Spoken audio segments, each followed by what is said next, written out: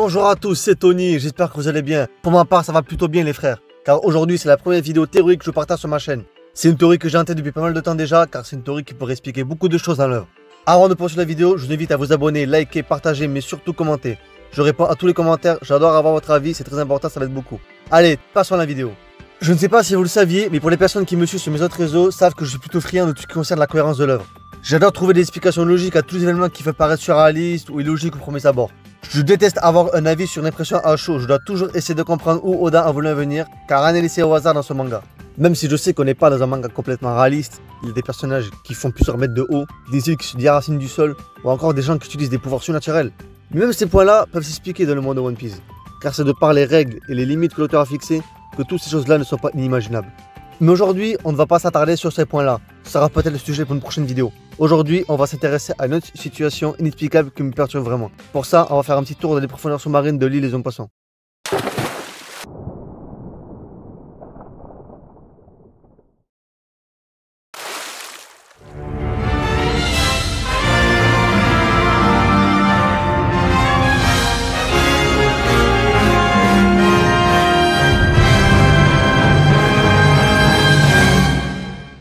Ah là là, l'île des hommes passants, quel arc incroyable n'est-ce pas? Comment ne pas penser à son environnement magnifique, avec son mélange de couleurs et ses paysages coupés le souffle, ou alors ses planches incroyablement bien détaillées et lisibles. Son histoire profonde et enrichissante, sa événement oublié, ses sirènes magnifiques. Ouh là là.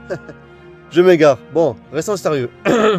Durant la bataille finale qui opposait les Mugiwara contre un nouvel équipage des hommes poissons, on a eu le droit à une panoplie de nouvelles techniques de la part des Mugiwara après l'ellipse. Vraiment un plaisir de voir tous nos protagonistes évoluer.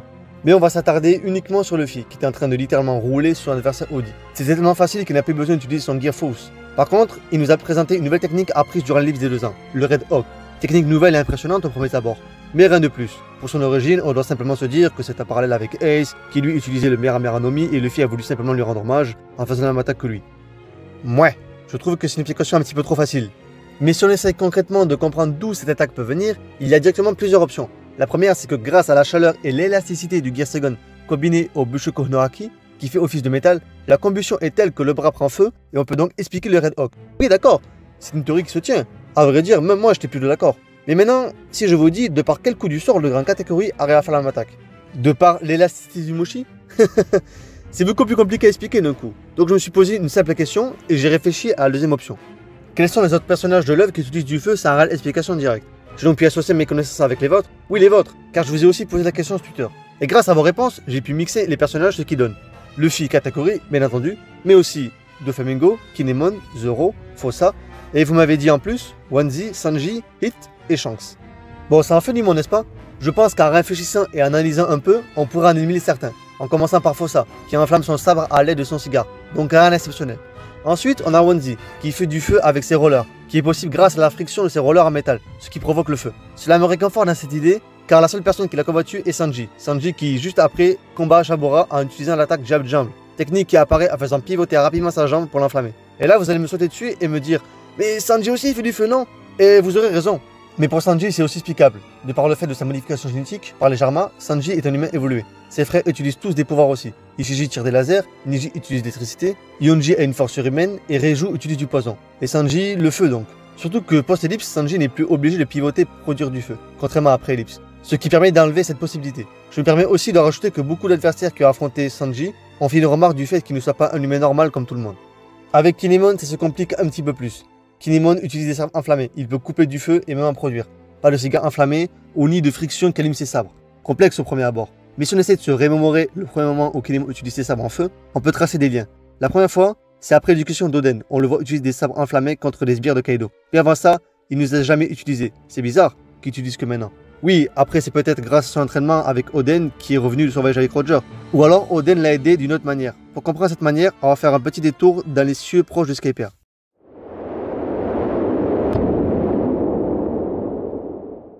Skypiea, mon art préféré, où son histoire et sa poésie est tellement poussée qu'elle s'étale sur 400 ans en traitant de sujets sensibles comme la colonisation ou la religion.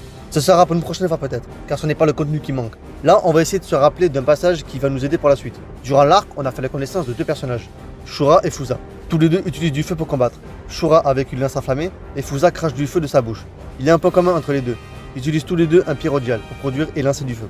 Donc revenons à notre sujet de base, où Oden s'est rendu durant son voyage avec Roger, sur Skypiea bien entendu. La première fois où Kinemon a pu tuer du feu, c'est après l'exécution d'Oden, donc après qu'Oden soit revenu de son voyage. Vous voyez où je veux en venir? Je pense qu'Oden a dû prendre quelques souvenirs sur Skypiea pour les ramener sur Monokuni. Ce qui expliquerait donc pourquoi Kinemon fait du feu. Et ça pourrait aussi expliquer pourquoi Hit, membre de l'équipage de Kid, en fait aussi. Car il pourrait tout simplement posséder un Pyrogen à sa bouche comme Fusa.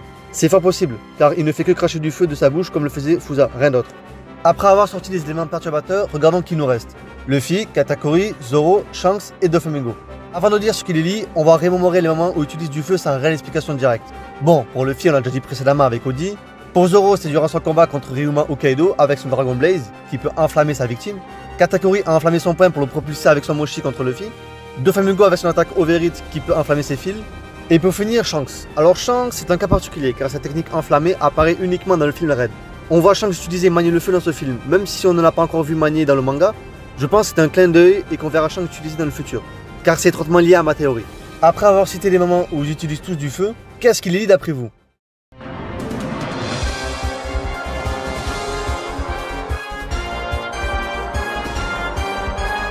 Bienvenue à Qui veut gagner les One Piece.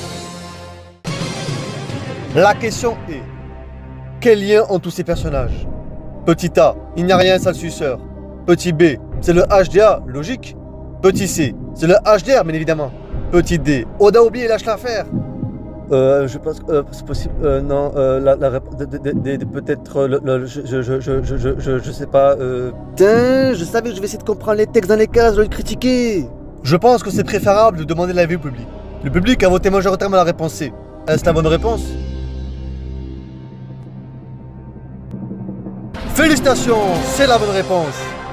Pour tous ceux qui ont trouvé, vous êtes tous des goths. On peut poursuivre la vidéo. Et oui, c'est le HDR, seul acquis qui nous cache encore l'étendue de sa puissance. Le HDR n'était pas une mauvaise réponse également, mais je n'y crois pas trop personnellement. Il nous a déjà dévoilé son potentiel sur Wano. Pourquoi attendre la suite alors qu'il aurait pu l'expliquer durant Udon avec l'entraînement de Luffy au HD+. C'est comme le HDO qui avait son arc d'explication durant Whole Cake Island. Ces deux systèmes de pouvoir ont atteint leur apogée. Il faut vous dire que dans One Piece, on se rapproche actuellement de Love-Tale. Donc il doit rester que les plus forts de l'œuvre, ceux qui doivent parvenir à maîtriser le HDR à la perfection. Et qui de mieux pour parler de HDR que le maître à la matière, Akagamino Shanks. Je pense que c'est Shanks qui expliquera ce pouvoir et aussi comment l'amener à la perfection. Car je ne pense pas qu'il se limite simplement à lancer du feu de par ses poings ou son épée. Il doit se cacher quelque chose de beaucoup plus mystique derrière, de beaucoup plus dragon. Excellente transition pour vous parler du personnage le plus mystérieux de l'œuvre. Ses origines, ses motivations, son objectif clair. On ne sait rien de tout ça. Comme ce pouvoir, on n'en sait rien. Sauf si on se rappelle de son intervention à Lockdown et au Rhum de Goa. Il arrive à produire un ouragan sur place avec une puissance telle que les structures s'effondrèrent.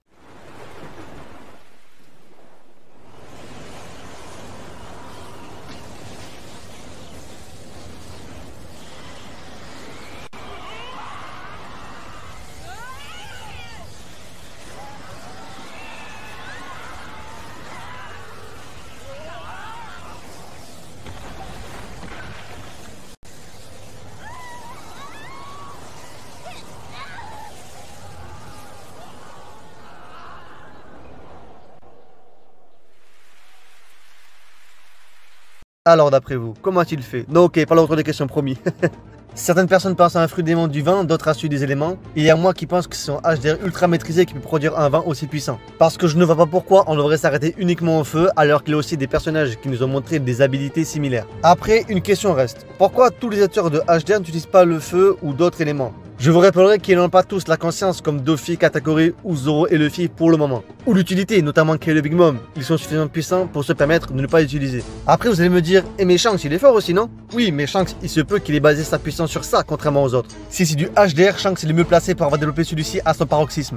Voilà, je pense avoir tout dit pour essayer d'expliquer cette habilité qui est encore dans le flou. Contrairement à beaucoup d'autres théories qui se basent sur une idée en essayant de tout déconstruire autour, moi je vais ne faire l'exact opposé. J'ai trouvé un axe majeur et j'essaie de tout déconstruire autour pour ne laisser qu'une seule option. Je tiens tout de même à rappeler que ça reste des théories, que seul l'auteur est maître de son œuvre. Cette théorie ne se réalise pas, bien évidemment que je serai déçu. Mais je vais essayer de comprendre pourquoi et comment j'ai pu me tromper pour que la prochaine fois je trouve la bonne. C'est ça être fan de One Piece. Ce n'est pas être jugé au nombre de fois que vous tombez, mais au nombre de fois que vous vous relevez. On se laisse sur ces belles paroles. Portez-vous bien et moi je vous dis à la prochaine.